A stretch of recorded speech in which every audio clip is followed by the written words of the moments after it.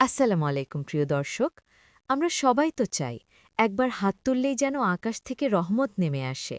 আমরা কাঁদি, আমরা চাই, আমরা অভিযোগ করি। কিন্তু মাঝে মাঝে কি আপনার মনে হয় না যে আপনার দীর্ঘশ্বাসগুলো আসমান পর্যন্ত পৌঁছাচ্ছে না? মনে হয় না যে মাঝপথে কোনো এক অদৃশ্য দেয়াল আপনার আর আপনার রবের মাঝে দাঁড়িয়ে আছে? আজকের এই ভিডিওটি কোনো লেকচার নয়, বরং আপনার আর আমার জীবনের সেই অদৃশ্য দেয়ালগুলো চেনার চেষ্টা করব। কেন আল্লাহ আপনাকে ফিরিয়ে দিচ্ছেন?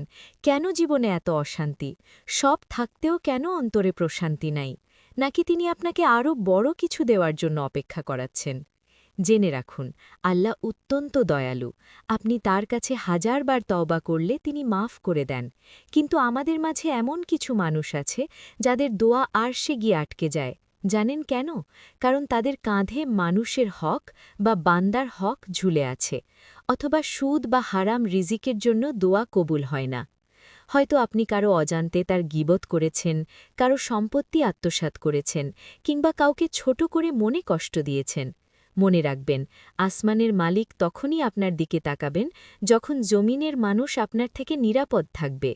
আপনি কি আজ রাতে ঘুমানোর আগে বুক হাত দিয়ে বলতে পারবেন, কেউ আপনার বিচার আল্লাহর দরবারে করবে না? এবার একটু নিজের ভেতরে তাকাই। আমাদের জীবনের একটা অংশ আছে যা কেউ জানে না, আমাদের গোপন জীবন। স্মার্টফোনের স্ক্রিনে যা আপনি একাকী দেখেন, মাঝরাতে যা আপনি করেন, যা কেবল আপনি আর আপনার রব জানেন। আমরা যখন মানুষের সামনে থাকি তখন খুব ইবাদতগুজার, কিন্তু একলা হলে আমরা আল্লাহর সীমানা লঙ্ঘন করি। এই দ্বিচারিতা আমাদের দোয়ার তেজ কমিয়ে দেয়। আপনার একাকিত্বের গুনাহগুলো কি আপনার চোখের পানিকে মূল্যহীন করে দিচ্ছে না? এই দেয়ালটি ভাঙতে হবে আজই। আমরা তো সবাই গুনাহগার, উপায় হল তওবা। কিন্তু সেই তওবা শুধু মুখে আস্তাগফিরুল্লাহ বলা নয়। তওবা মানে হল নিজের ভুল স্বীকার করে লজ্জিত হওয়া। যাদের হক নষ্ট করেছেন তাদের পাওনা ফিরিয়ে দিন। যদি সম্ভব না হয় তবে তাদের জন্য প্রাণ ভরে দোয়া করুন। আল্লাহকে বলুন, হে মালিক, আমি ক্লান্ত, আমি আমার পাপের ভার আর বইতে পারছি না।